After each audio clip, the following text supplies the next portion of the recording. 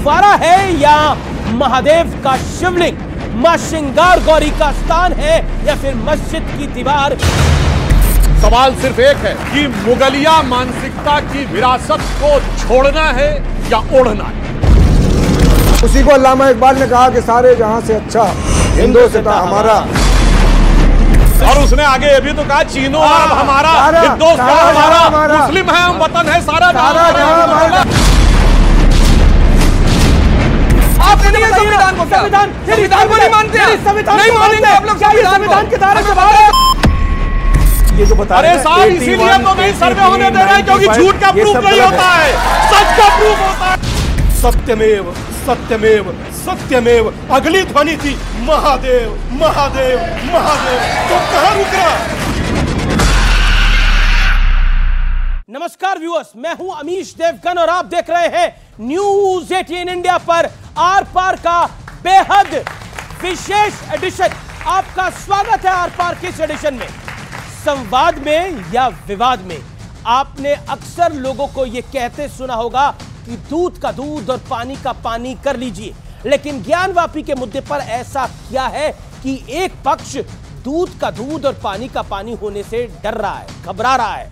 बार बार कहा जा रहा है कि सर्वे रोक दीजिए, कोर्ट के फैसले को राजनीति के चश्मे से देखा जा रहा है, मोदी सरकार की मंशा पर सवाल उठाए जा रहे हैं, ऐतिहासिक तथ्यों को दरकिनार किया जा रहा है, जबकि स्कंद पुराण से लेकर ज्ञानवापी में मौजूद निशान तक ये साफ इशारा करते हैं व्यूअर्स और कहते हैं कि ज्ञानवापी की जांच कितनी जरूरी है।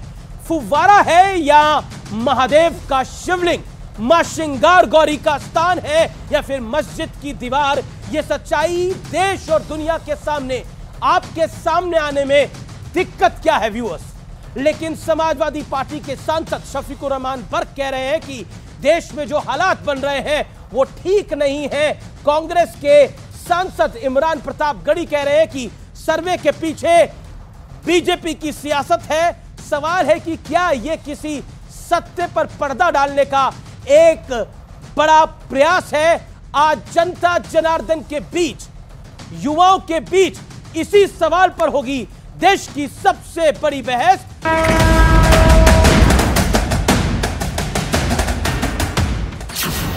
सर्वे में जुटे 50 अधिकारी, 5 लेयर की सिक्योरिटी में जांच, 4 अगस्त से जारी है ज्ञानवापी का सर्वे। ज्ञानवापी परिसर में दूध का दूध और पानी का पानी करने वाला सर्वे लगातार जारी है। जिला जज वाराणसी के आदेश पर शुरू हुए एएसआई के सर्वे को हाईकोर्ट और सुप्रीम कोर्ट से भी हरी झंडी मिली थी और हाईकोर्ट ने साफ साफ कहा है कि न्याय के हितों के लिए साइंटिफिक सर्वे जरूरी है, लेकिन कुछ नेताओं की अपनी ही लकीर है। अब जब एएसआई की रिपोर्ट आएगी तो बीजेपी आरएसएस एक नैरेटिव सेट करेगी। को अच्छा है कि कहीं 23 दिसंबर ना हो जाए, कहीं 6 दिसंबर ना हो जाए। भारतीय जनता पार्टी लगातार गुमराह करके और लगातार इस तरह के जानबूझ करके मुद्दे उठा करके समाज को बांटना चाहती है। मुल्क के अंदर जो ये हालात पैदा किए जा रहे हैं ये मुनासिब नहीं है। जो कुछ भी कर रहे हैं वो अपने, उन्हें तो सामने जो इलेक्शन दिखाई दे रहा। एएसआई की टीम 4 हिस्से में बंटकर सर्वे का काम कर रही है। इनमें 2 टीमें तहखाने और 2 टीम बाहरी परिसर के सर्वे में जुटी है। ज्ञानवापी की पश्चिमी दीवार पर सबसे ज्यादा फोकस करते हुए बारीक स्कैनिंग की जा रही है।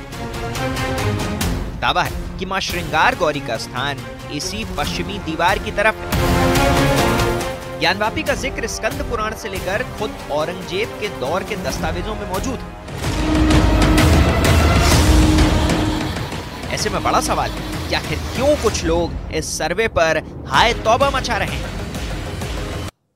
और इस बड़ी चर्चा में हमारे साथ मौजूद है कई खास मेहमान। सुधांशु त्रिवेदी हैं, बीजेपी के सांसद, राज्यसभा के और प्रवक्ता, जोरदार तालियों से अभिनंदन करिए। स्वामी दीपांकर है, जाने माने आध्यात्मिक गुरु, लंबे अरसे से भिक्षा यात्रा चला रहे हैं और ये अपनी भिक्षा यात्रा में चाहते हैं ज्यादा से ज्यादा लोग जुड़े तो मिस्ड कॉल मारने के लिए कह रहे हैं। हाजिक खान है मेरे साथ, इस्लाम के जानकार सैयद जवाद है, जाने माने राजनीतिक विश्लेषक साजिद रशीदी जोड़ेंगे, लेकिन जनाब को आते आते थोड़ी देर हो गई है। आप तमाम लोगों का अभिनंदन है और जनता जनार्दन आपका अभिनंदन है। चलिए मैं इस चर्चा की शुरुआत करता हूं।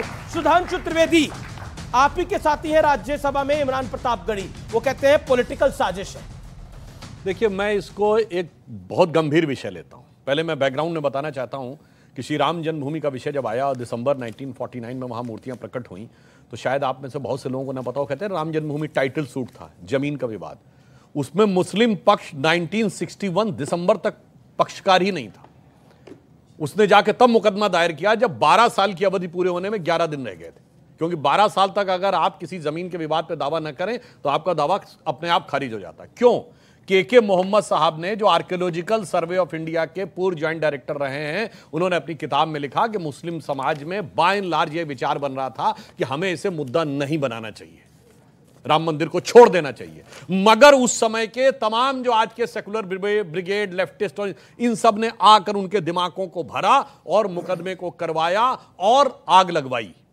फिर अब यहां पे मैं 1976 में खुदाई हो रही थी राम जन्मभूमि में, नीचे सब कुछ निकलने लगा था, तो कोर्ट चले गए कि खुदाई नहीं होनी चाहिए। मगर क्या करें, टेक्नोलॉजी ने मार दिया। 2000 का दशक आते आते रडार मैपिंग आ गई। कोर्ट ने यह प्रतिबंध लगाया था कि खुदाई नहीं हो सकती, रडार मैपिंग की तो नहीं, जैसे अल्ट्रासाउंड होता है, अंदर आपको दिख जाता है क्या है। अब रडार मैपिंग हुई है, जब अटल जी की सरकार थी, कोर्ट में दिखाया तो कोर्ट ने परमिशन दे दिया। जब नीचे दिख रहा है, एक लाइन में पूरी कर दूं, मेरा राजनीतिक एक लाइन में, एक राजनीतिक मंशा है या नहीं? नहीं, राजनीतिक प्रश्न नहीं है, उससे बड़ा सैद्धांतिक प्रश्न है। क्यों? आज जो एक मौका राम जन्मभूमि के समय मुस्लिम समाज ने खोया था, भगवान ने उसे सुनहरी मौका एक बार फिर दिया है। सवाल सिर्फ एक है कि मुगलिया मानसिकता की विरासत को छोड़ना है या ओढ़ना है। जी, बड़ा बड़ी बात है, सैद्धांतिक विषय, एक सुनहरी मौका है कि वो चाहे तो इसको छोड़ सकते हैं। रडार मैपिंग से तकलीफ क्या है? अगर पेट में गैस के गोले हैं तो वो दिखाई दे जाएंगे ना अल्ट्रासाउंड के अंदर, तो उन गैस के गोलों से दिक्कत है या अल्ट्रासाउंड से दिक्कत है? अगर पेट में तकलीफ होगी तो अल्ट्रासाउंड कराने के लिए जाइएगा ना। राजनीतिक गैस या बोलेंगे नहीं गैस के गोले दिख जाएंगे मत जाइए। राजनीतिक गैस के गोले 2024 के लिए कैसे ले रहे हैं मंदिर और मस्जिद के नाम से, वो सुधांशु त्रिवेदी जी बता रहे थे। और इनकी तो सियासत ही रही है। 91-92 के अंदर भी राम मंदिर का मुद्दा उठा करके और बैटिंग करने लगे और कैसे किस तरीके से सत्ता बनाई। उस वक्त भी, आज सुप्रीम कोर्ट की बात कर रहे थे, उस जमाने में सुप्रीम कोर्ट के अंदर हलफनामा दे करके क्या करा गया वो देख रहे हैं। एक सेकंड रोकूंगा आपको, आप ही के पास आ रहा हूं। आप कह रहे हैं, आपने बड़ा आरोप लगाया, आप कह रहे हैं ये सब कुछ 2024 के लिए कर रहे हैं। मैं तो आज, लेकिन ये 2 रहे, 3 रहे, 160 रहे, 180 रहे, सत्ता में आए, 300 तक आए, लेकिन उन्होंने राम मंदिर का मुद्दा नहीं छोड़ा था। एक बारी भी नहीं छोड़ा था। यानी आप मान सकते हैं कि यह सिद्धांतिक रूप से इनका मुद्दा रहा है।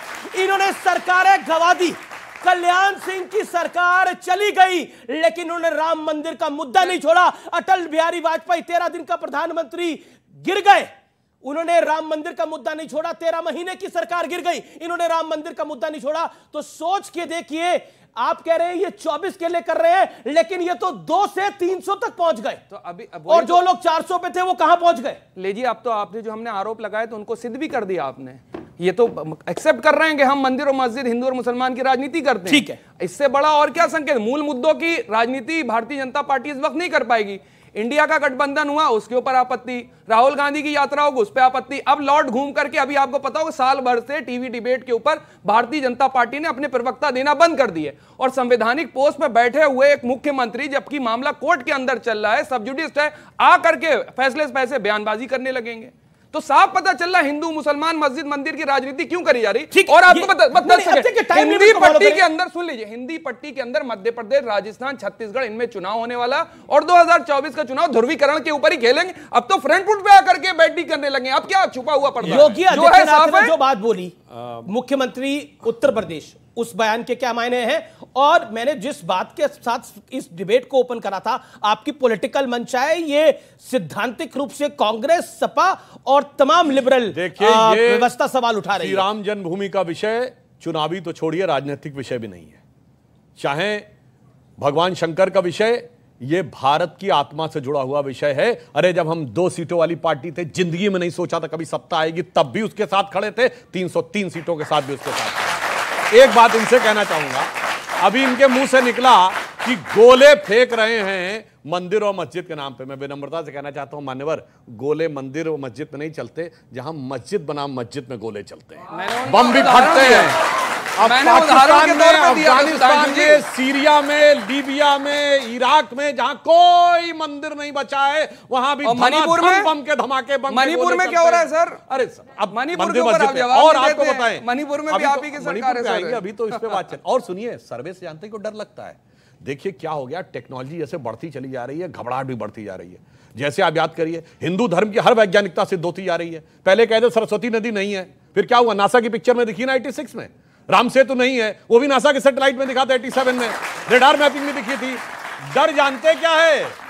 यहाँ वो तथा कथित मस्जिद के सर्वे से डर नहीं है। घुस रहा है, और एक और बात समझ, पता चल रहा है, मानने को तैयार नहीं हो रहा है। अरे चाइना ने इंटरप्ट कर रखा आप है। फिलहाल चाइना की चिंता छोड़िए, ज्ञान सुनिए, बात है। अब आप जानते हैं टेक्नोलॉजी कहाँ आने वाली है जी। ये जो कोरोना की वैक्सीन आई तो जीनोम सीक्वेंसिंग आप लोगों ने बहुत सुना होगा। जी, जी, जी। अब जब सबका जीनोम मैप आ जाएगा तो वो टेक्नोलॉजी भी बता देगी कि जैसे जिन्ना के बाबा का नाम पूंजालाल ठक्कर था तो अमर अकबर एंथोनी सबके बाप का नाम किशन लाल ही होगा। बस ये डर है इनको इस बात का। ठीक है, एक सेकंड, अब मैं आपके पास भी आऊंगा, लेकिन कॉमेडी के लिए तो तालियां होना चाहिए। बहुत अच्छी कॉमेडी करी है, इसके लिए तालियां होना चाहिए। बिल्कुल सर, जीनोम सीक्वेंसिंग की बात इसमें कॉमेडी नजर आ रही है। कॉमेडी के लिए तालियां एक बार सुधांशु। सर ये ट्रेजेडी होने वाली है आपके लिए, कॉमेडी मैं स्वामी दीपांकर के बाद, स्वामी दीपांकर, कॉमेडी कौन कर रहा है? और ये टॉपिक बड़ा सीरियस है क्योंकि ये विश्वनाथ का मामला है, काशी विश्वनाथ का मामला है, महादेव का मामला है, ज्योतिर्लिंग विराजमान का मामला है। मजाक तो बहुत उड़ाया गया, रामलला किस कमरे में पैदा हुए ये तक पूछा गया था, रामलला के पैदा होने को कोई कागज है ये तक पूछा गया था। लेकिन आज बोला जा रहा है कि मजाक कॉमेडी हो रही है इस कार्यक्रम के अंदर, पब्लिक भी कॉमेडी पे ताली बजा रही है। क्या ये सब कुछ कॉमेडी है? कॉमेडी तो हो रही है, हाँ टाइम ज्यादा हो गया, 1,28,937 दिन हो गए। कॉमेडी तो हो ही रही है और हम लोग उस कॉमेडी के पात्र बने हुए हैं। कोई इतना कभी प्रतीक्षा किसी को देखा है? 37,000 दिन हो गए न्यायिक लड़ाई लड़ते लड़ते, 37,000 दिन। ये कॉमेडी तो हो ही रही है। और जब भी कहें कि चलिए आगे बढ़िए और इस पर कुछ निष्कर्ष निकले, एक सुनहरी मौके जैसी बात सुधांशु भाई ने कही, इसमें मैं भी कहूंगा निसंदेह अगर जो हम लोग आपस में एक हैं तो एक सुनहरी मौका भी है। और रही बात तथ्यों की, तो शिव पुराण से लेकर मत्स्य पुराण तक, लिंग पुराण से लेकर ऋग्वेद तक हर जगह लिखा है। मैं तो हाथ जोड़कर कह रहा हूं आपसे कि जो कुरान में लिखा है सो आप ले लीजिए, जो हमारे ग्रंथों में लिखा है वो हमें दीजिए। पर अगर उसके बाद भी गणित नहीं समझ में आता तो एएसआई से बढ़कर तो कुछ नहीं। आज मैं एक आवाज उठाता हूं और एक आवाज इसलिए उठाता हूं, आप बार बार ये बात कहते हैं और मैं हाजिर खान आपके पास आता हूं, ये बार बार ये लोग, एक सेकंड मैं कंप्लीट कर दूं, 10 सेकंड। अच्छा ठीक है, मैं मात्र इतना कहना चाहता हूं कि सर एक ऐड आता था कि दीवारें बोल उठेंगे, तो सर दीवारें बोल उठेंगे, न भूतो न भविष्यति, न भूतो न भविष्यति, दीवारें बोल रही हैं सर और राज खोल रही हैं।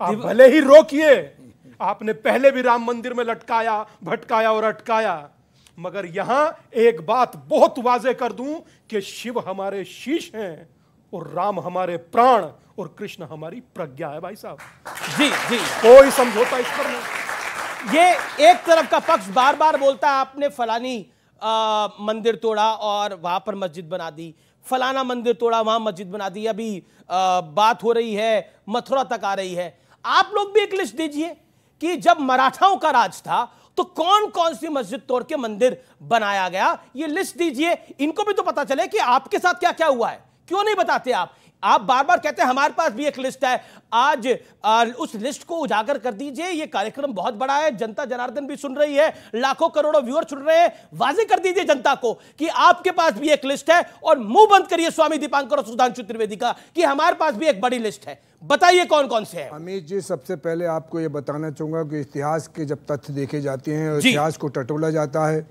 तो पुष्पामित्र जो थे उन्होंने तमाम मंदिर तोड़े, एक नहीं बौद्धों के तमाम मंदिर तोड़े।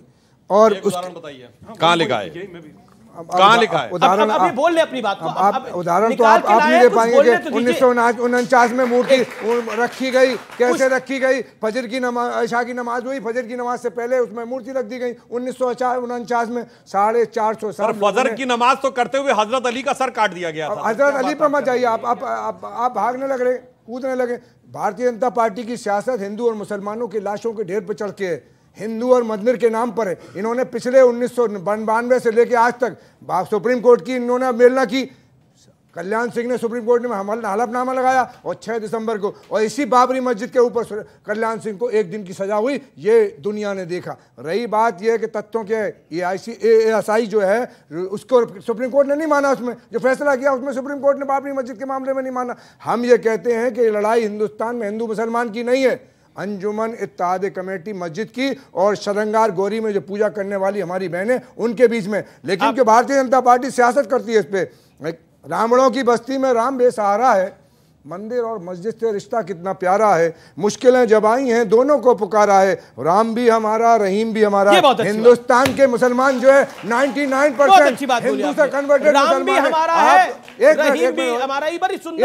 मिनट और कहते हैं, हमारे माननीय चीफ मिनिस्टर जी कह रहे हैं कि दीवारें, साधु जी भी कह रहे हैं, हमारे स्वामी जी भी के साथ दीवारें बोल रही हैं। ये दीवारें क्या मस्जिद बनाने वाले ने बनाई है या किसी और आपके राजा ने बनाई है? ये एक मिनट, ये गंगा जमनी तहजीब की एक मिसाल है बनारस में। अरे मिसाल से याद आया, ऐसी कोई और मिसाल हो किसी मस्जिद के अंदर त्रिशूल बने हो तो मिसाल दीजिए ना। इसलिए दे रहे हैं कि अकबर ने जो दीन इलाही चलाया था इसी मस्जिद से चलाया था, इसी मस्जिद से दीन इलाही चलाया था।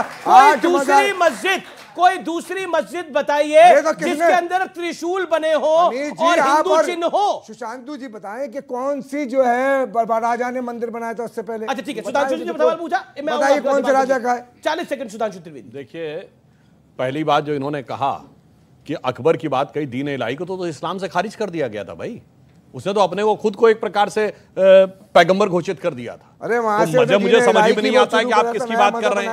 अच्छा शुरू करा था सर। अरे जनाब आप क्या बात कर रहे हैं वहीं से शुरू करा। एक बात मुझे बड़ी मजेदार लगती है, हर आदमी कहता है गंगा जमुनी तहजीब। भैया गंगा भी हमारी, जमुना भी हमारी, तहजीब तुम्हारी।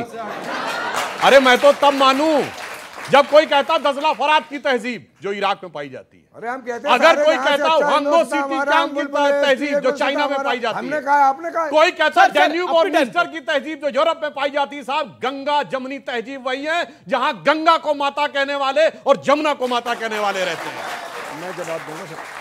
ठीक है, आपको हाजी खान 30 सेकंड। एक मिनट, ये गंगा जमनी तहजीब की मुगलों ने दी, अकबर ने दी है। उनके यहाँ 70% जो है, इनके यहाँ तो एक भी मुसलमान हुक्मरान नहीं है, मंत्री नहीं है। उनके 70% मंत्री, उनका सिपह सालार मान सिंह। ये क्या बात करेंगे? अकबर ने हिंदुस्तान को गंगा जमनी तहजीब की एक मिसाल दी है और पूरी दुनिया में जब से गंगा जमनी तहजीब चली है। उसी को अल्लामा इकबाल ने कहा कि सारे जहां से अच्छा हिंदुस्तान हमारा, हम बुलबुले हैं इसके, ये गुलिस्तान हमारा। मजहब नहीं सिखाता आपस में बैर रखना, मजहब नहीं सिखाता आपस में बैर रखना। हिंदी है, हम वतन है हिंदुस्तान। आप दुश्मनी की बात करते हो, हम प्यार की बात करेंगे। ठीक है। और उसने आगे ये भी तो कहा चीनो अरब हमारा, हिंदुस्तान हमारा, मुस्लिम है, हम वतन है, सारा जहां हमारे लिए बनाए, सारा जहां हमारे लिए बनाए।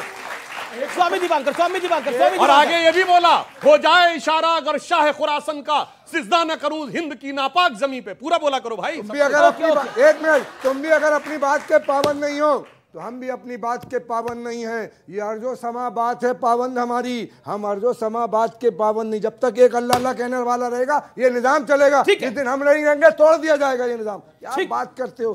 देखिए इन्होंने निजाम कहा, बिल्कुल वो निजाम पूरी दुनिया में चला, पर गंगा जमनी तहजीब में आके फंस गया गंगा जमुना के मैदान में।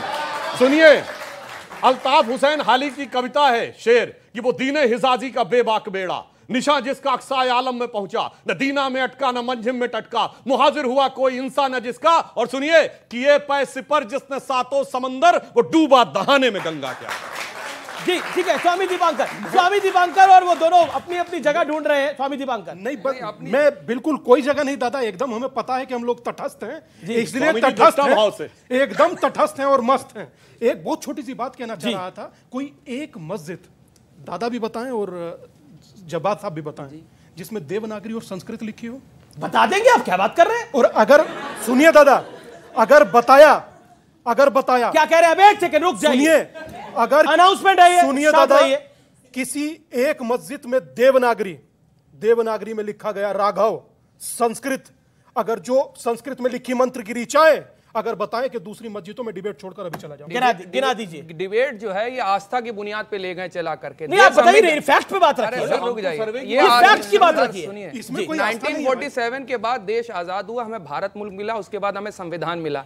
ये आस्था की बुनियाद पे देश चलेगा या संविधान की बुनियाद पे चलेगा? देश संविधान से चलता है। जिस जमाने में ये सारी चीजें हो रही थी उस वक्त लोकतंत्र था देश के अंदर, उस तरफ तो राजशाही थी। आप चाह रहे हैं कि पुराने 350 साल पहले जिस तरीके से राजशाही थी वो चलती रही थी, और आज जो है लोकतंत्र है, तो लोकतंत्र का मजाक क्यों बना रहे? उठाड़ फेंक दीजिए लोकतंत्र को, ये बताइए, और उसके बाद संविधान को खत्म कर दिया। जवाब नहीं था कोई मस्जिद है ऐसी? सुनिए मस्जिद है ऐसी? देखिए, हम लोकतंत्र में जीते हैं, लोकतंत्र की बात करिए, क्यों मस्जिद और मंदिर के नाम पे झगड़ा लगाना चाहते हैं? देखिए, लोकतंत्र के दौर में एक लाइन कहूं, सुनिए, लोकतंत्र के दौर में क्यों राजशाही को ओढ़ रहे हो भाई? अच्छा, छोड़ो, खत्म। इतिहास के अंदर जो हो गया, आप इतिहास वो उसका बदला लेंगे। और सुनिए, जो इतिहास में 350 साल आपके पहले बीच में कोई नहीं बोला, आपके किसी के बीच में ना बोला।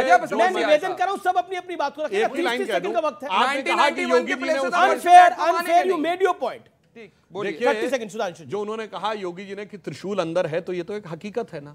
मगर हमने तो कितनी ईमानदारी से, कितनी सहृदयता से, कितना गंगा जमुनी तहजीब से, भाईचारे से इतने साल तक इंतजार किया। मगर वो कबीर का दोहा याद है ना, जो तो को काटा भोए ताहि बो तू फूल, तो के फूल के फूल हैं और बाकी हैं त्रिशूल। मसीर आलमगीरी में 6 अप्रैल 1669 का औरंगजेब का फरमान है, जिसमें कहा गया है कटक, मुल्तान और काशी में मंदिरों को ढहा देना है और आदि विश्वेश्वर का नाम है। और सितंबर 1669 में उस फरमान की तामील दर्ज है कि साहब हमने ढहा दिया। और सुनिए, मौलाना अली मियां जो कि नदवातुल उलेमा के पहले फाउंडर चांसलर थे और मुस्लिम पर्सनल लॉ बोर्ड के अध्यक्ष रहे, उन्होंने अपनी किताब में जिन मस्जिदों का जिक्र किया उसमें इसका भी जिक्र है। क्या बात करते हैं साहब? रशीदी के अंदर ये भी लिखा हुआ है। सर्वे अगर होगा, अगर हमें कोई तकलीफ होती है तो कहा जाता है कि उसकी जांच करा लो। अगर जांच होगी, अगर सर्वे होगा तो तकलीफ क्या हो जाएगी? मेरा बेसिक क्वेश्चन यही है, सर्वे से परेशानी क्या है? अगर सर्वे होगा और उसमें तो जो ढांचा है, जो बिल्डिंग है, उसको भी कोई नुकसान पहुंचाने की बात नहीं है, वो तो साइंटिफिक सर्वे है। क्या कहना चाहते हैं आप?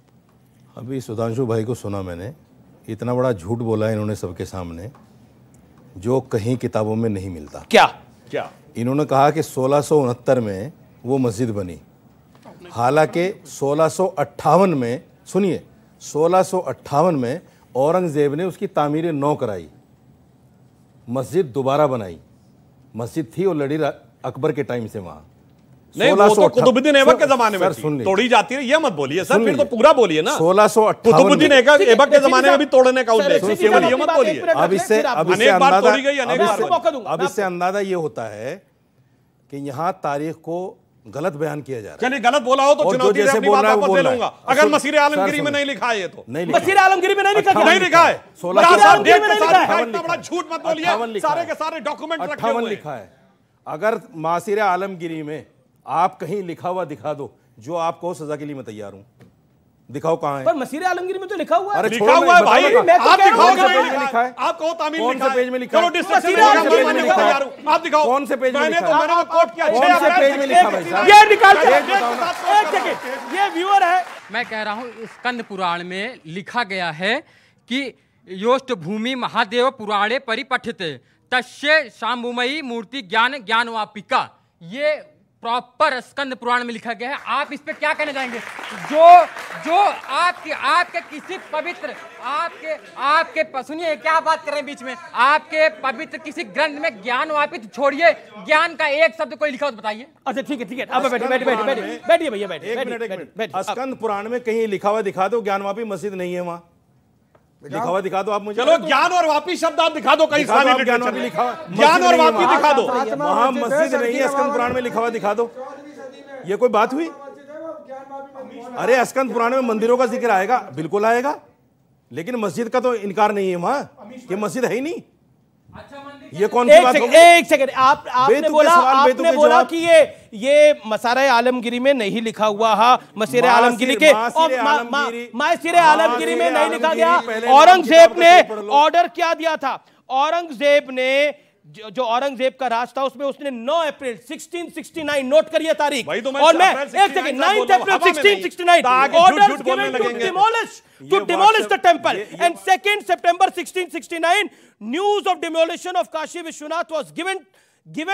सीधी सी बात है, 9 अप्रैल को ऑर्डर दिया और 2 सितंबर 1669 को उसकी तामील हुई, यानी मंदिर को औरंगजेब ने गिराया था। इसके साक्ष्य खुद लिखे हुए हैं किताब के अंदर।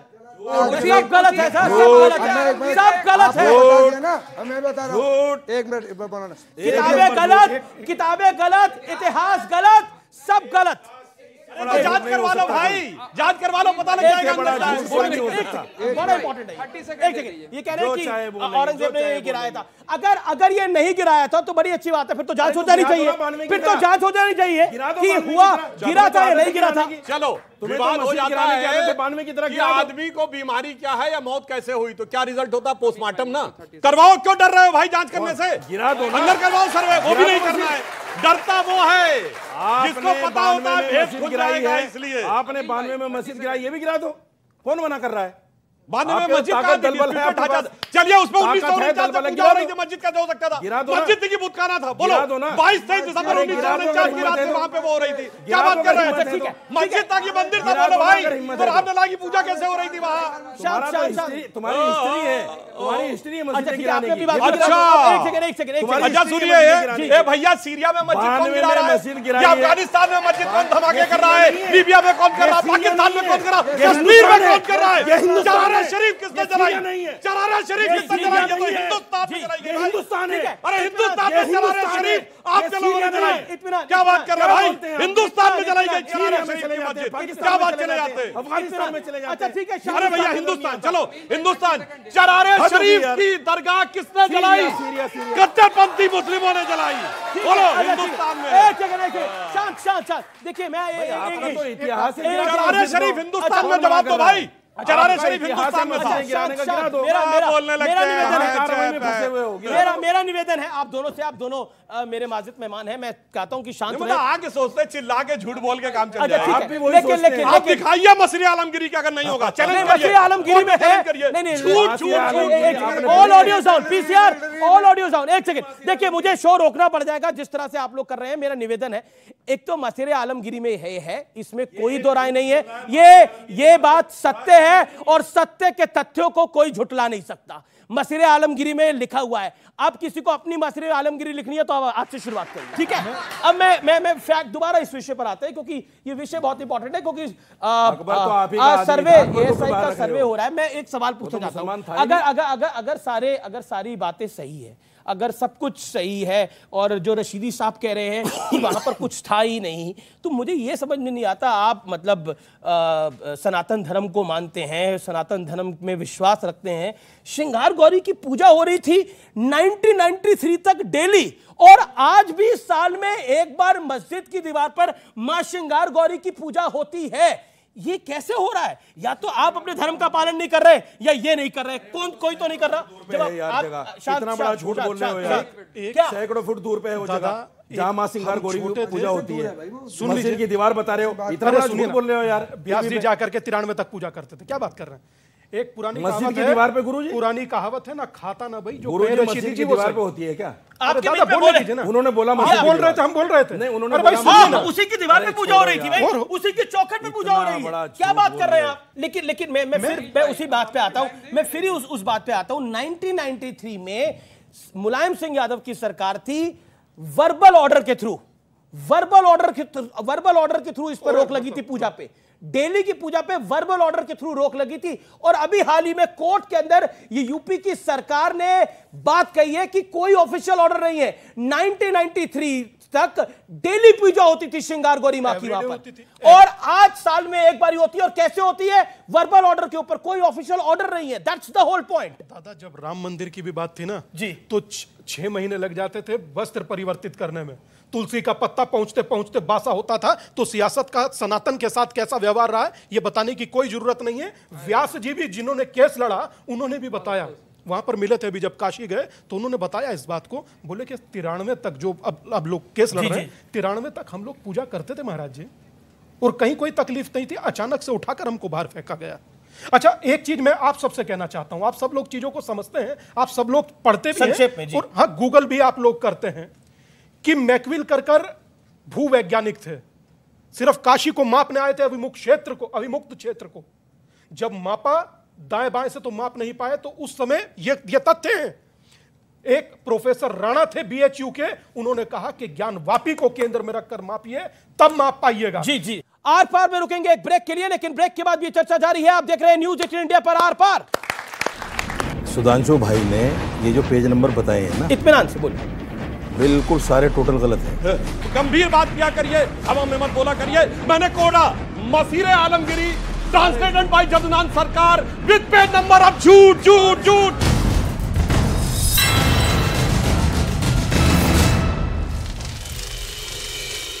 मुझे प्राइड है। तकरार बढ़ी है। दावा किया गया कि इसीलिए अमेरिका और जापान हाइपरसोनिक हमलों से निपटने की तैयारी में जुट गए। ऐसा इसलिए क्योंकि हाइपरसोनिक मिसाइलों को दुश्मन के लिए काल माना जाता है और हमले के दौरान इन्हें रेडार पर ट्रैक करना बैलिस्टिक मिसाइलों के मुकाबले बेहद मुश्किल होता है। ऐसा इसलिए क्योंकि बैलिस्टिक मिसाइलें एक तय रास्ते से गुजरते हुए अपने टारगेट को हिट करती हैं, जबकि हाइपरसोनिक मिसाइलें बीच में ही अपना रास्ता बदल सकती हैं, इसीलिए ये अचूक हो जाती हैं। जापान की मीडिया के मुताबिक अमेरिका और जापान के बीच जल्द ही हाइपरसोनिक मिसाइलों को ट्रैक करने वाले हथियार को बनाने की डील पर मोहर लग सकती है।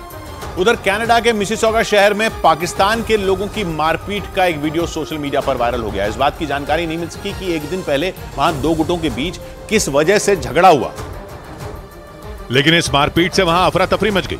कनाडा के मिसिसॉगा शहर से सामने आई तस्वीर में पाकिस्तान के कुछ लोग आपस में हाथापाई करते नजर आए। कुछ ही देर में वो एक दूसरे पर जमकर मुक्के और लात भी बरसाने लगे। जिस जगह यह हंगामा हुआ वहां लोगों की भारी भीड़ इकट्ठा थी, इसी वजह से वहां दहशत का माहौल बन गया। लेकिन पाकिस्तान के लोग शांत नहीं हुए, वो लड़ते लड़ते इधर उधर भागने लगे। थोड़ी देर में वहां कनाडा की पुलिस पहुंच गई। पुलिस के सामने भी कुछ लोग एक दूसरे पर चिल्लाते दिखाई दिए। इस वीडियो को पाकिस्तान के एक पत्रकार ने सोशल मीडिया पर शेयर किया, जो बाद में वायरल हो गया। सोशल मीडिया पर ही कुछ लोगों ने इसे पाकिस्तान की खराब छवि से भी जोड़ दिया। उनके मुताबिक एक दिन पहले पाकिस्तान ने अपना स्वतंत्रता दिवस मनाया और उसी दिन कनाडा में पाकिस्तान के लोगों ने मारपीट कर अपने देश की छवि खराब कर दी। इधर दिल्ली के नजदीक ग्रेटर नोएडा के रबुपुरा में पाकिस्तान से आई सीमा हैदर के बच्चों ने स्वतंत्रता दिवस मनाया। इस दौरान वहां के एक निजी स्कूल के कार्यक्रम में सीमा हैदर के चारों बच्चों ने हिंदुस्तान जिंदाबाद के नारे भी लगाए। इससे एक रोज पहले सीमा हैदर ने हर घर तिरंगा अभियान में हिस्सा लिया था और वो भारतीय संस्कृति में रची बसी दिखी थी। सीमा हैदर अपने चारों बच्चों के साथ 13 मई को पाकिस्तान से नेपाल के रास्ते भारत आईं और ग्रेटर नोएडा में सचिन के साथ बीते 1.5 महीने से रह रही हैं, जिनके ऊपर खुफिया एजेंसियों की नजर है और उनसे यूपी एटीएस की टीम कई बार पूछताछ भी कर चुकी है। इस बीच ग्रेटर नोएडा के एक निजी स्कूल में सीमा हैदर के चारों बच्चे हिंदुस्तान की आजादी का जश्न मनाते दिखे। इस दौरान उन बच्चों के हाथों में तिरंगा झंडा नजर आया और वो सिर पर तिरंगे वाली टोपी लगाए दिखे। इस बीच सीमा हैदर के बच्चों ने हिंदुस्तान जिंदाबाद के नारे भी लगाए।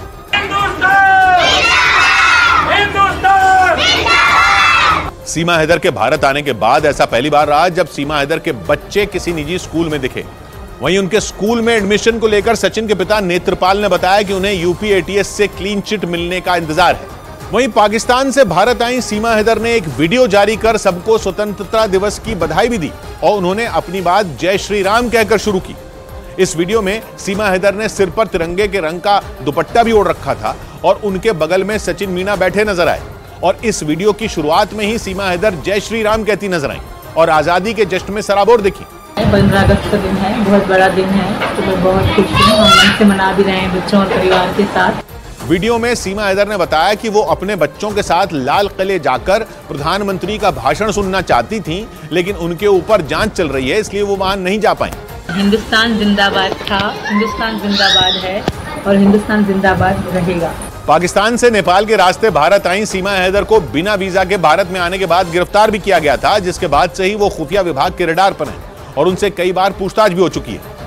इस बीच मध्य प्रदेश के रतलाम से एक ऐसा मामला सामने आया जिसने सबको हैरान कर दिया। वहां एक आदमी पर अपनी पत्नी को गोली मारकर घंटों तक अपने ही घर में कैद करने का आरोप लगा। पुलिस के मुताबिक उन दोनों के बीच हुए विवाद के बाद उस आदमी ने पहले तो अपनी पत्नी को गोली मारी और फिर उसे घर से बाहर निकलने के लिए कह दिया। हालांकि आसपास के लोगों ने पुलिस को इसकी खबर दे दी, जिसके बाद कुछ पुलिस वाले उस महिला को वहां से निकालने के लिए पहुंचे। लेकिन वो आदमी 2 घंटे तक पुलिस को छकाता रहा। इस दौरान उन पुलिस वालों ने उसे कई बार समझाने की कोशिश की, लेकिन वो अपनी पत्नी को छोड़ने के लिए राजी ही नहीं हुआ। जिसके बाद उस घायल महिला को वहां से निकालने के लिए खुदाई करने वाली मशीन तक मंगाई गई। हालांकि 2 घंटे तक चली मशक्कत के बाद उसने आखिरकार अपनी पत्नी को बाहर जाने दिया, जिसके बाद पुलिस वाले उसे किसी तरह इलाज के लिए अस्पताल ले गए। साथ ही उस आरोपी को भी पुलिस ने हिरासत में ले लिया, जिसने अपनी पत्नी को गोली मारने के बाद घर में कैद किया। इधर यूक्रेन से जारी जंग के बीच रूस के दागिस्तान प्रांत में एक गैस स्टेशन पर हुए रहस्यमयी धमाके में 27 लोगों की मौत हो गई और 60 से ज्यादा लोग घायल हो गए। उस भयंकर धमाके का एक डरा देने वाला वीडियो भी सामने आया, जिसमें उस गैस स्टेशन पर लगी आग के बीच अचानक जोरदार ब्लास्ट होता दिखाई दिया, जिसके बाद वहां आग का एक विशालकाय गोला नजर आया। दिल दहला देने वाले उस धमाके की आवाज से पूरे इलाके में हड़कंप मच गया। ब्लास्ट के बाद निकली आग की लपटों ने आसपास की दुकानों को भी अपनी गिरफ्त में ले लिया, जिसके बाद वहां हर तरफ आग ही आग नजर आई। यह धमाका कैस्पियन सागर के किनारे पर मौजूद रूस के दागिस्तान प्रांत की राजधानी मखचकला में हुआ। सूचना मिलने पर पहुंचे दमकल विभाग के कर्मचारियों ने आग पर काबू पाने के लिए अपनी पूरी ताकत झोंक दी और करीब 3 घंटे की मशक्कत के बाद उस भीषण आग को बुझाया जा सका। रूसी अधिकारियों के मुताबिक वो आग सबसे पहले एक दुकान में भड़की, जिसके बाद देखते ही देखते उसने आसपास की दुकानों समेत उस गैस स्टेशन को भी अपनी चपेट में ले लिया। उधर ब्रिटेन के मीडिया ने दावा किया कि उसकी सेना ने रूस के 2 फाइटर जेट को खदेड़ दिया। ब्रिटेन की सेना के मुताबिक रूस के दोनों विमान स्कॉटलैंड के आसमान में उड़ान भर रहे थे, लेकिन उसी वक्त ब्रिटेन की सेना ने उन्हें इंटरसेप्ट कर लिया और उन्हें घेरने के लिए अपने टाइफून लड़ाकू विमानों को भेज दिया। दावा है कि ब्रिटेन के इन फाइटर जेट ने रूस के Tu-142 बॉम्बर को वापस जाने पर मजबूर कर दिया। बाद में ब्रिटेन की सेना ने एक बयान जारी कर इस पूरी घटना की जानकारी दी और बताया कि स्कॉटलैंड के उत्तरी इलाके में आसमान में रूस के बॉम्बर दिखने के बाद अलर्ट जारी किया गया और टाइफून लड़ाकू विमानों को भेजकर जवाबी कार्रवाई की गई। इससे पहले भी ब्रिटेन की सेना ने रूस के लड़ाकू विमानों को इसी साल जून में नेटो देश एस्टोनिया की हवाई सीमा से खदेड़ा था। ब्रिटेन के मीडिया ने दावा किया कि यूक्रेन युद्ध की वजह से नेटो देश पिछले 1.5 साल से रूस की हर हरकत पर नजर रख रहे हैं। वहीं बेलारूस और वैगनर ग्रुप के बढ़ते खतरे के बीच पोलैंड ने अपनी सेना की ताकत दिखाई। बेलारूस रूस और यूक्रेन दोनों का पड़ोसी देश है और रूस कई बार वहां से पोलैंड पर हमले की धमकी दे चुका है, जिसे देखते हुए पोलैंड भी जवाबी कार्रवाई की तैयारी में जुट गया। यही नहीं, उसने एक वीडियो जारी कर अपनी सेना की ताकत दिखाई। इस वीडियो में पोलैंड की सेना राजधानी वॉर्सो में परेड करती नजर आई। इस दौरान पोलैंड ने न सिर्फ अपने देश के घातक हथियारों की नुमाइश की, बल्कि अमेरिका समेत कई दूसरे देशों से मिले लड़ाकू विमानों और टैंकों का भी दम दिखाया। इस परेड में अमेरिका से मिले M1A1 Abrams tank, HIMARS rocket launcher और पेट्रियट डिफेंस सिस्टम के साथ साथ दक्षिण कोरिया के K2 और K9 टैंकों का भी प्रदर्शन किया गया। पोलैंड को रूस के मददगार बेलारूस से बड़ा खतरा है।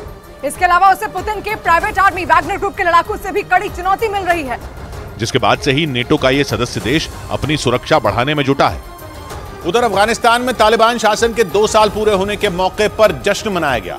राजधानी काबुल में हजारों की संख्या में लोग इकट्ठा हुए। वहां से सामने आई तस्वीरों में तालिबान समर्थक हाथों में हथियार और झंडे लेकर सड़कों पर जश्न मनाते दिखे और एक दूसरे को मुबारकबाद देते नजर आए। इस दौरान कुछ सैनिक हथियारों के साथ काबुल में गश्त लगाते दिखे। वहां से सामने आए एक वीडियो में तालिबान सरकार के 2 साल पूरे होने के मौके पर जश्न के दौरान छोटे बच्चे भी हाथों में झंडा लेकर घूमते दिखाई दिए। 20 साल तक अफगानिस्तान में रहने के बाद 2021 में अमेरिकी सेना वहां से अपने देश लौट गई थी, जिसके बाद तालिबान ने वहां की सत्ता पर कब्जा कर लिया था। लेकिन इस मौके पर पाकिस्तान में तालिबान सरकार का जमकर विरोध हुआ। राजधानी इस्लामाबाद में सैकड़ों की संख्या में अफगानिस्तान की रहने वाली महिलाओं ने प्रदर्शन किया।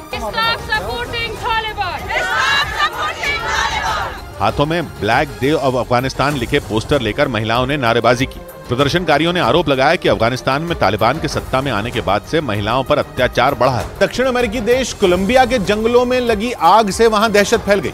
बताया गया कि वहां की राजधानी बोगोता में आग की चपेट में आने से करीब 60 एकड़ जंगल जल गए, जिसकी वजह से वहां धुआं ही धुआं फैल गया। इसका जो वीडियो सामने आया उसमें दमकल कर्मी वहां रहने वाले लोगों की मदद से आग पर काबू पाते नजर आए। आग की लपटें और धुएं के गुबार की जो तस्वीरें सामने आई, उन्हें देखकर अंदाजा लगाया जा सकता है कि आग कितनी भयंकर थी। आग की वजह से फैले धुएं की वजह से आसपास के इलाकों में रहने वाले लोगों का जीना मुश्किल हो गया। बताया गया कि दमकल कर्मी लगातार आग पर काबू पाने की कोशिश में जुट गए, लेकिन तेज हवाओं की वजह से आग तेजी से जंगल में फैल गई। ऐसे में आग बुझाने में दमकल कर्मियों को काफी मुश्किलों का सामना करना पड़ा। और सिर्फ कोलंबिया ही नहीं, अमेरिका के टेक्सास का भी हाल जंगलों में लगी आग ने बुरा कर दिया। वहां के ह्यूस्टन शहर से जो तस्वीरें सामने आई, उसमें चारों तरफ सिर्फ आग ही आग नजर आई, जिसे देखकर वहां रहने वाले लोगों में दहशत फैल गई। तस्वीरों में कई किलोमीटर दूर तक आग की लपटें उठती दिखी, जिसे देखकर वहां रहने वाले लोगों में दहशत फैल गई। तस्वीरों में कई किलोमीटर दूर तक आग की लपटें उठती दिखी, जिसकी वजह से वहां का तापमान बढ़ गया और वहां हर तरफ धुआं फैल गया, जिसकी वजह से आसपास रहने वाले लोगों की मुश्किलें बढ़ गईं। इसका जो वीडियो सामने आया उसमें जंगलों की आग लावे की तरह फैलती नजर आई। बताया गया कि आग पर काबू पाने की कोशिश में दमकल कर्मियों ने अपनी पूरी जान झोंक दी, लेकिन इसके बावजूद आग को बुझाया नहीं जा सका, क्योंकि तेज हवाओं की वजह से धीरे धीरे आग कई एकड़ जंगल में फैल गई, जिसकी वजह से भारी नुकसान की आशंका जताई गई। उधर फ्रांस के जंगलों में लगी भीषण आग ने भी जमकर तबाही मचाई और इसकी वजह से वहां के औंद्रे शहर में रहने वाले करीब 3000 लोगों को सुरक्षित जगहों पर पहुंचाया गया। इसका एक वीडियो भी सामने आया, जिसमें वहां के जंगलों से आग की ऊंची ऊंची लपटें उठती नजर आईं और आग के काले धुएं ने पूरे आसमान को घेर लिया। ऐसे में जहां भी नजर घूमी सिर्फ और सिर्फ आग का काला धुआं ही नजर आया। इस दौरान दमकल कर्मी आग पर पानी की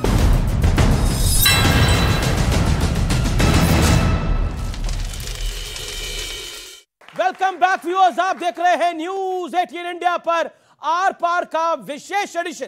सुप्रीम कोर्ट ने बोला, मुस्लिम पक्ष को बोला, आप एक वैलिड रीजन दीजिए और एक वैलिड कारण बताइए कि हम सर्वे पर क्यों रोक लगाए, यानी सर्वे पे नहीं, हाई कोर्ट के निर्णय पर हम क्यों रोक लगाए, उसका वैलिड रीजन दीजिए। जब ढांचे को कोई तकलीफ नहीं हो रही, बिल्डिंग को कोई तकलीफ नहीं हो रही और मैपिंग के थ्रू इन्वेस्टिगेशन हो रही है, एएसआई का सर्वे हो रहा है, जिसमें पता लग जाएगा अगर वहां मंदिर नहीं हुआ होगा तो अवशेष कैसे मिल जाएंगे और अगर मंदिर होगा तो छुप कैसे जाएगा। ठीक है, और मैं ऑडियंस के पास भी आऊंगा। बहुत बोला था, जी एक लाइन 30 सेकंड मुझको दे। हाँ 30 सेकंड दिया आपको, फिर आपके बताता हूं। इस देश में जब बाबरी मस्जिद और राम मंदिर को लेकर के विवाद हो रहा था तो उस वक्त अटल बिहारी वाजपेयी जी और लाल कृष्ण आडवाणी जी सब लोग यात्रा लेके चल रहे थे, कहते थे एक राम मंदिर का मसला दे दीजिए, उसके बाद कुछ नहीं। और फिर 1991 का प्लेसेस ऑफ वर्शिप एक्ट इसीलिए लेकर के आया गया कि अब इस देश के अंदर हिंदू मुसलमान मस्जिद मंदिर के नाम पर कोई विवाद नहीं होगा। उसको मानने के लिए तैयार नहीं हो रहे हैं। 1990 वर्शिप का जो प्लेसेस ऑफ वर्शिप एक्ट है उसको नहीं मानेंगे, तो कोर्ट ने भी नहीं माना वो तो। अरे नहीं, कोर्ट, अरे आप कैसे कह सकते हो कोर्ट नहीं माना? आप रोक लगा देते सर्वे पे, लोग लगा देते कोर्ट नहीं मानेगा। सुन लीजिए, फैक्चुअल है ये, पार्लियामेंट के एक्ट को कोर्ट नहीं मानेगा। सर्वे कैसी बात कर रहे हो? उसके बाद क्योंकि 1993 तक पूजा हो रही थी, इस वजह से। नहीं, ये कोई आधार नहीं है, पूजा हो रही थी, कोई आधार नहीं है, ये आधार नहीं है। वो 1991 का एक्ट है, 1993 तक मां श्रृंगार गौरी की पूजा हो रही थी, इस वजह से। आप फैक्चुअली बात ये है कि 250-300 साल, 350 साल के आसपास से वहां पर नमाज हो रही है। अब आप उस जमाने में लेकर के आए जिस सर में मैं बात कर रहा हूं, राजतंत्र होता, तो राजा जो थे अपनी सत्ता के लिए राज करते, धर्म के लिए राज नहीं करते थे। अच्छा। और दूसरी आपको बात बताऊं, अभी बड़ी बात कर रहे थे, एक वक्त मेरे ये नहीं समझ में आता, एक वक्त तो मुगल जो हैं वो मंदिरों को दान भी दे रहे हैं, मंदिरों को बनवा भी, मैं बता दे रहा हूं अभी आपको, गुवाहाटी आसाम के पास एक मुगल दान दे रहे थे मंदिरों को। हाँ, मैं कोट कर रहा हूं, गुवाहाटी के पास जो है कामाख्या मंदिर का जो मंदिर उसमें दान दिए हुए हैं, उज्जैन के महाकाल के मंदिर में कामाख्या रहा हूं भाई। और सुन लीजिए, अरे कामाख्या में तो असम में तो राज्य नहीं था मुगलों का भाई। यार बताइए, ठीक है, असम में तो कभी नहीं रहा भाई। ठीक है, बोलने दीजिए सुधांशु, उनको 10 सेकंड दीजिए अपनी बात। सुधांशु जी 10 सेकंड दीजिए, फिर आपको मौका दूंगा। आपने 30 सेकंड मांगे थे, 1 मिनट से ऊपर हो चुका है। बीच में इंटरप्ट करेंगे। चित्रकूट के अंदर एक मंदिर है, मंदाकिनी नदी के किनारे, गोपीपुरा मंदिर के अंदर भी दान दे रखे हैं और औरंगजेब के जमाने में दे रखे हैं। औरंगजेब का जो सिपह सालार था उसका नाम बता दे सुधांशु त्रिवेदी जी, मैं मान जाऊंगा कि इतिहास की नॉलेज इनको बहुत बेहतरीन है। मेन जो उसका चीफ सिपह सालार था, जनरल नॉलेज का टेस्ट ले रहे हैं, ये बड़े बड़ों को पढ़ा दे, इसलिए बोल रहा हूं। कहां चक्कर में पढ़ रहे हो आप? इतना नहीं है, इतना हल्के में लेकर के बात। ठीक है, चलो सुधांशु जी, चलो आपने बोला 4 कमांडर, अरे आप औरंगजेब के 4 कमांडर, चीफ कमांडर का नाम बता दे तो बता दे क्या है। अब देखिए, अब आपने सुधांशु जी के मुंह में हाथ डाला, जवाब मिलेगा। नहीं, सुधांशु जी के मुंह में कहां हाथ डाला, बोला था, अब मैंने बता दिया। ये कहे कि पेज नंबर बताइए, पेज नंबर और कमांडर दोनों बता रहा हूं।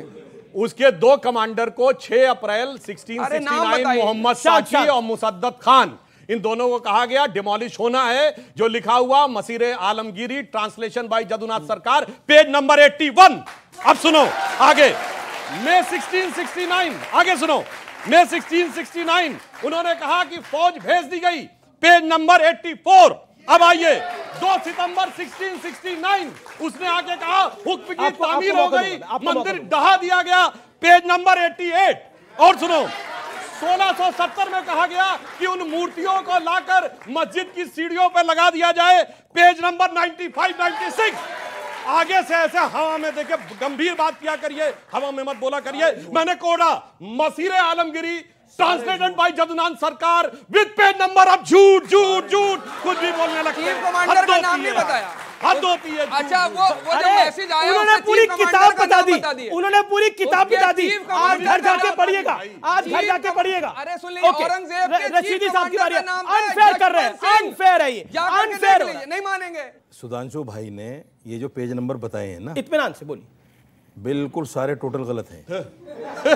let him complete अनफेयर है ये, let him complete, prove it, आप प्रूव करिए, मैं मौका दे रहा हूं आपको।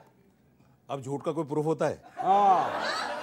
क्या प्रूफ? आप कह दीजिए मसीर आलमगिरी में नहीं लिखा है, आप लिखिए कि मैं हलफनामा कोर्ट में देने को तैयार। सबूत तो देंगे महाराज, झूठ सबूत तो देंगे, कोई पास नहीं होता, मेरे पास क्या होगा? झूठ मतलब आप कह रहे हैं किताब भी नहीं लिखी गई? वो नहीं, किताब नहीं, ये जो बता रहे हैं। अरे साहब इसीलिए तो नहीं सर्वे होने दे रहे हैं, क्योंकि झूठ का प्रूफ नहीं होता है, सच का प्रूफ होता है, इसीलिए। अच्छा ये बताइए, अच्छा सुप्रीम कोर्ट ने भी मुस्लिम पक्ष की याचिका को खारिज कर दिया, सर्वे होगा। सुप्रीम कोर्ट ने भी खारिज कर दिया, सुप्रीम कोर्ट ने भी खारिज कर दिया, चेक करिए, सुप्रीम कोर्ट ने भी खारिज कर दिया, चेक कर लिए, आपकी जानकारी कम है, सुप्रीम कोर्ट तक ने खारिज कर दिया है। मैं कह रहा हूं अभी आप कमांडर पे अटके पड़े हैं, इसलिए आगे बढ़िए। सुप्रीम कोर्ट ने भी खारिज कर दिया है, तो सर्वे से दिक्कत क्या है, सर्वे क्यों नहीं होना चाहिए, इसका आप कन्विंसिंग जवाब दीजिए, गिव अ कन्विंसिंग आंसर। हमें दिक्कत नहीं है जी, फिर क्या दिक्कत सिर्फ इनको है। कोर्ट क्यों गए? दिक्कत सिर्फ इनको है। क्या दिक्कत है? क्या दिक्कत है? बाबरी मस्जिद का मामला कोर्ट में था, इन्होंने 92 में तोड़ दी, और इनके चीफ मिनिस्टर थे, उन्होंने बाकायदा उसके लिए हलफनामा दिया कि मैं इसकी हिफाजत करूंगा, और उसको उनको जेल भी हुई एक दिन की उस पर। चीफ मिनिस्टर होते हुए हलफनामा देकर मस्जिद को तोड़वा दिया। इनको तो आदत है मस्जिदें तोड़ने की, इसको भी तोड़ने कार्रवाई में क्यों फंसे हुए हैं? अब भाग गए, जवाब नहीं दिए, तोड़ने मस्जिद। चलो अब एक और इनको जवाब दे देता हूं। ये कह रहे हैं कि हमें, अरे छोड़िए सुधांशु जी, कहाँ का जवाब, कितना जवाब देंगे? जवाब नहीं है, जवाब देता हूं, सुनिए। सवाल मैं आऊंगा, आपका सवाल क्या है, बोलिए, आपका पॉइंट क्या, अपनी बात को रखिए। 1632 में पीटर मुंडी आके लिखता है कि यहाँ 1632 में पीटर मुंडी आके लिखता है कि यहाँ बाकायदा शिवलिंग की पूजा की जाती थी, उसके बाद इसको तोड़ा गया। मतलब यार ये तो ये होगा कि हम जिस देश में रहते हैं, हम अपने मंदिरों को मान रहे हैं, ये कोई सबूत नहीं दे रहा है, और हम यहाँ सबूत देने जा रहे हैं। ठीक है, अच्छा ठीक है, आपका पॉइंट क्या है, मैं सब जगह जाऊंगा, आपका पॉइंट क्या? आप एक सेकंड, आपका पॉइंट क्या? एक सेकंड, एक आपसे पूछना है, एक शब्द होता है इत्तिफाक, इत्तिफाक होता है। मान लीजिए काशी में इत्तिफाक है, तो क्या राम मंदिर का भी मस्जिद बनना उसके पास इत्तिफाक है? काशी में भी इत्तिफाक है, क्यों बीच में, मथुरा में क्यों बीच में हर जगह आ जा रहे हैं? इत्तिफाक कैसे है ये, इत्तिफाक कैसे? आपका पॉइंट क्या है? अरे ठीक है, आपका पॉइंट। स्कंद पुराण के काशी कांड के 34वें अध्याय के 38वें श्लोक में लिखा हुआ है ज्ञानवापी के बारे में। आप बता दीजिए मस्जिद के बारे में किस किताब में लिखा हुआ है? जी बताइए। और अगर वहां पे सब झूठ है, मंदिर भी नहीं था, तो रिपोर्ट हो जाने दीजिए, क्या दिक्कत है? आपको भी नाम है। ठीक है, यही सवाल मैंने पूछा था आपसे कि सर्वे हो जाए, आपने बोला सर्वे से आपको कोई तकलीफ नहीं है, तो सुप्रीम कोर्ट तक क्यों गए फिर? जी, उस दिन से आज तक के सरकारी दस्तावेज, ये चीजें हिस्ट्री में होती हैं बेटा, धार्मिक किताबों में नहीं होती, ये हिस्ट्री में होती हैं। दूसरी बात, अभी भाई ने 20 सेकंड अपनी बात। हाँ, मैं 20 सेकंड में क्या, मैं 10 सेकंड में रख दूंगा। जी सर, मैं सिर्फ ये कहना चाहता हूं, ये जो सारी बातें हैं ना काशी के बारे में कि भाई वो धार्मिक नगरी है, इसमें कोई दो राय नहीं है, हम भी मानते हैं धार्मिक नगरी है, लेकिन मस्जिद का इनकार किसी भी आपकी धार्मिक पुस्तक में नहीं मिलता कि यहाँ मस्जिद नहीं थी, किसी भी धार्मिक किताब में नहीं। अब जबरदस्ती तो है नहीं, मुझे नहीं उनकी बात कर रहा हूँ, जबरदस्ती तो है नहीं, अब कहना पड़ेगा क्यों नहीं मिलती, अब बोलना पड़ेगा। सुनिए दादा, स्वामी दिवाकर दादा, मेरे किसी ग्रंथ में मस्जिद का जिक्र क्यों होगा? से दिक्कत नहीं है मेरे, नहीं उस बात में मैंने तारीफ किया, क्यों किया जाता है, मैंने बार-बार उपनिषद का जिक्र क्यों आता है? क्योंकि मंदिर का नहीं है, मैं भी कह रहा हूँ, वो तो मैं भी कह रहा हूँ, मस्जिद का इनकार बताओ ना। अरे मेरे राम, ये क्या बातें कर रहे हैं भैया, बोलने दीजिए, आप बोलिए, मुझे बोलने दीजिए, आपकी तरफ से बोल रहे हैं, बोलने दीजिए, सुनिए ना, फिर हम बताएंगे काल भैरव को काशी का कोतवाल का, अरे एक सेकंड बता देंगे भाई, काल भैरव को काशी का कोतवाल कहा जाता है कि नहीं? बहुत क्लियर लिखा है, काशी का पुराधिनाथ काल भैरवम भजे, काशी का। तो एक चीज बहुत क्लियर, और एक चीज कहते हैं कि किसी एक शास्त्र में बताएं, शास्त्र में सर मंदिर का जिक्र होगा, मस्जिद का क्या मतलब है? मैं तो एक चीज पहले श्लोक में कही जो है, मैंने एक पहले सूत्र में कहा जो है कुरान में वो आपका, जो है पुराण में वो मेरा, बात ही खत्म। कुरान में और दूसरी पुराण में जिक्र है, मुझे बोलने तो दीजिए ना सर। क्या तरीका है? आप दोनों नहीं, ये बड़ा गलत है। दूसरी तरफ से कोई बोलता है तो उसके बीच में बोलने लग जाते हैं, बहुत गलत बात है। बोलिए आप अपनी बात को। एक होता क्या है अमीश, पूरा देश महादेव के सामने सर झुकाता है। एक बनारस है जो महादेव को प्यार करता है, क्योंकि बनारस कहता है यहां काश नहीं विश्वास है। मेरे दिमाग में प्रथम सूत्र आया सत्यमेव सत्यमेव सत्यमेव, अगली ध्वनि थी महादेव महादेव महादेव। तो कहां रुक रहा दादा? जिस एक शब्द सर, जिस प्रकार शरीर में नाभि है उसी प्रकार काशी में ज्ञानवापी है। क्या बदल दीजिएगा? जी जी ठीक है, मैं आपको हाजी खान 30 सेकंड दोनों पक्ष, हाजी खान 30 सेकंड अपनी बात को रखिए। यही कह रहे हैं हमारे ग्रंथों में काशी का तस्करा है, ठीक है, कुरान में क्यों नहीं? इनको इतनी जानकारी भी नहीं है कि कुरान आया 1445 साल पहले और मस्जिद बनी 400-500 साल पहले, उसमें कैसे तस्करा हो जाए? आपको इतनी जानकारी। अब रही, मैंने इनसे सवाल किया कि आप ये बताइए कि आपकी ये किताब आपकी कौन सी सन में लिखी, उसका आप पे जवाब नहीं है। हम ये कह रहे हैं कि ये मसला हिंदू मुसलमान का नहीं है, ये कमेटी का और श्रृंगार गोरी की लोगों का है। इसलिए झूठ नहीं बोल के उस पर कोर्ट के अंदर है। मैंने कहा कि झूठों ने झूठों से कहा सच बोलो, सरकारी ऐलान हुआ है सच बोलो। भारतीय जनता पार्टी झूठों की एक मंडी है, सरकार के दरवाजे पे लिखा हुआ है सच बोलो। झूठ बोल के सच नहीं हो सकता कभी। चलिए, बीजेपी झूठों की मंडी है, बीजेपी झूठों की मंडी है, सब लोग झूठ बोल रहे हैं। सुप्रीम कोर्ट कह रहा है सर्वे होना चाहिए, हाई कोर्ट कह रहा है होना चाहिए, लेकिन मुझे एक फैक्ट तो कोई बता दे। मैं चिल्ला चिल्ला के मेरा गला थक गया है। मैं पूछ रहा हूं कि सर्वे क्यों नहीं होना चाहिए था? इसको लेकर लोअर कोर्ट से लेकर हाई कोर्ट तक, हाई कोर्ट से लेकर सुप्रीम कोर्ट तक क्यों गए? बड़ी बात यह है, क्यों गए? बड़ी बात यह है, अगर सर्वे चाहिए था तो उन्होंने झूठ कहा तो पहले एक लाइन है, उसके बाद 2 किताबें कोट करता हूं। सच जरा सा घटे या बढ़े तो सच सच न रहे, मगर झूठ की तो कोई इंतहा नहीं। लाख चेहरे बदल के आ जाते हैं ये, मगर आईना यानी ये सर्वे कमबख्त झूठ बोलता ही नहीं। ये समस्या है। अब मैं एक और बात, अब सुनिए, मैं एक ऐसे व्यक्ति को कोट करता हूं जिसका नाम भारत से मतलब है ना हिंदू धर्म से। वो एक ऑस्ट्रियन साइंटिस्ट है जिसका नाम है फिट्जे कैपरा। फिट्जे कैपरा की बड़ी फेमस किताब है द ताओ ऑफ फिजिक्स, आप लोग जाके कभी पढ़ लीजिएगा। उसकी एक और किताब है द अनकॉमन विजडम।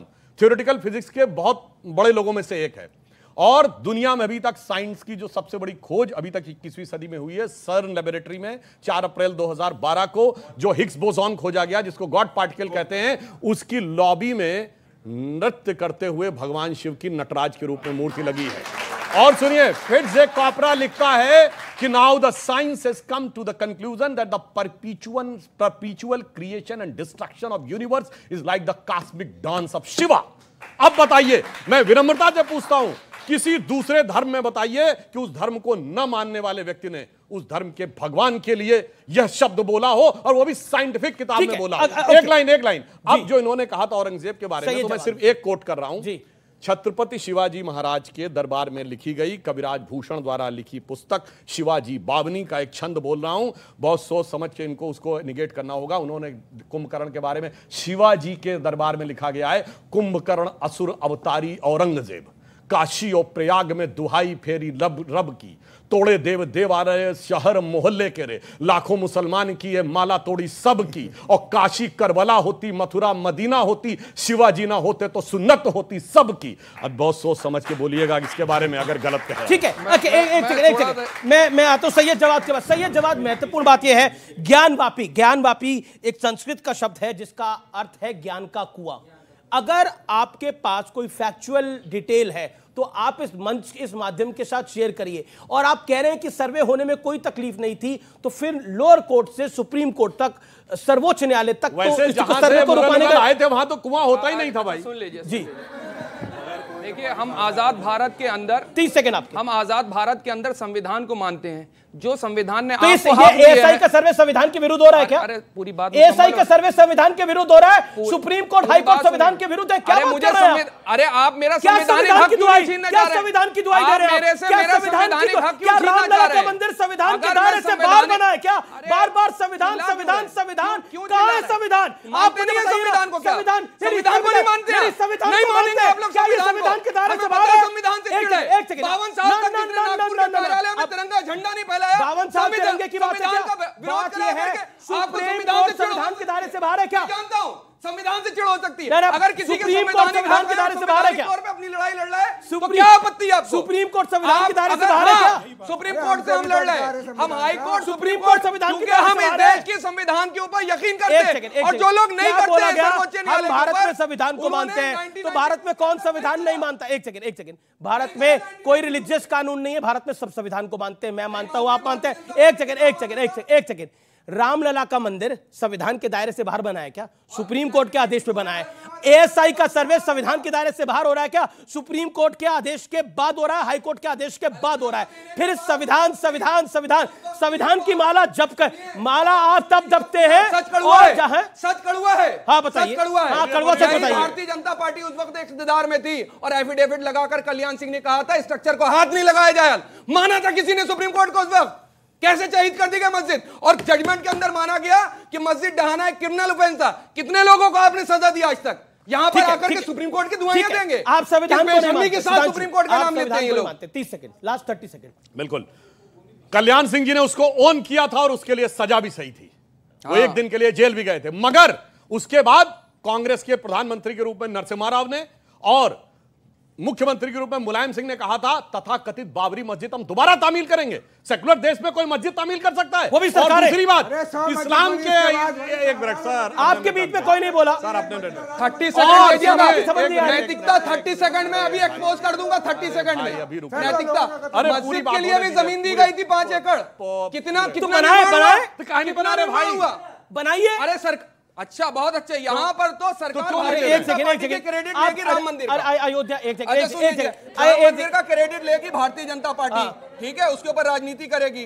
राजनीति कर रहे हैं आप मंदिर और मस्जिद के नाम की। तो आप क्या चाहते हैं? आप क्या चाहते हैं? अगर सेकुलर मुल्क है, अगर जिस तरीके से राम मंदिर का निर्माण हो रहा है उस तरीके लगा, तमाम लोगों ने चंदा भी दिया, उसके नाम का चंदा भी लिया। इस देश की अगर खूबसूरती, ये कहते हैं कि हम हिंदू मुसलमान को नहीं लड़ाना चाहते, आगे आकर के माननीय प्रधानमंत्री जाते वहां पे कहते जाकर के, या सरकार मोदी मस्जिद बनवा दे, क्या क्या आपत्ति? आप यही चाह रहे हैं ना? क्या आपत्ति है? ठीक है, क्या आपत्ति है? अच्छा ठीक है, बराबर करिए ना संतुलन। आप कह सबको लेकर के मंदिर करना तो मस्जिद नहीं है, तो वाजिब। ये लोग कहते हैं मंदिर मस्जिद का मामला अलग है और देश का विकास का मामला अलग है। मैं दोनों का मिला के जवाब देता हूं। देखिए, जब इस देश विकास के सोपान पे आगे बढ़ा है, उसी समय राम मंदिर का मामला भी एक नए सिरे से आगे बढ़ा है। जैसे 1990 से 92 के बीच में राम मंदिर आंदोलन चरम पे हुआ था ना, यही तो वो दौर था जब बाबरी ढांचा ही नहीं टूटा था, पुराना अर्थव्यवस्था का नेहरूवियन ढांचा भी टूटा था। तभी भारत एक नई अर्थव्यवस्था के रूप में उभर के सामने आया था 1990 से 92 के बीच में। और उसी समय ये जो कह रहे थे, इनको याद दिला दूं, ढांचा टूटने के बाद भी उसी दिसंबर के ही दिन 6 दिसंबर की रात को ही सुप्रीम कोर्ट ने परमिशन दी थी कि श्री रामलला विराजमान को वहां रखकर पूजा अर्चना की जाएगी, जिसे मानने से इन लोगों ने इनकार किया था। अब आगे की आपको बात बताता हूं। उसके बाद अगला बड़ा अंतर आया सर्वे, जिससे डर रहे हैं, वो 2003 में आया सर्वे। और चेक करिए, अब सुनिए तो 2003-4 अब फिर जबरदस्ती के अपराध है, उसके खिलाफ गए थे लोग, कोर्ट में गए थे। कोर्ट में जाना हमारा संवैधानिक हक है भाई, बताता हूं। कोर्ट में जाना हमारा संवैधानिक, हमने थोड़ी कहा, हमने कहा विरोध में थे। काहे परेशान क्या हो रहा है? हमसे भी ये कहा ना विरोध में थे। अब सुनिए, 2003-4 वो वर्ष है जब पहली बार भारत करंट अकाउंट सरप्लस हुआ था।